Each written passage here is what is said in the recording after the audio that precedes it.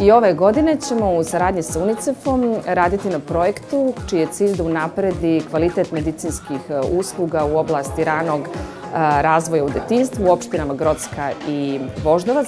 Svima nam je mnogo drago što smo danas ovde u Domu zdravlja Jajinci i što pomažemo u sklapanju nameštaja i opremanju pedijatrijskog odeljenja. Zajedno sa svojim kolegama osmislila sam ovaj prostor u skandinavskom stilu, koga inače IKEA veoma neguje.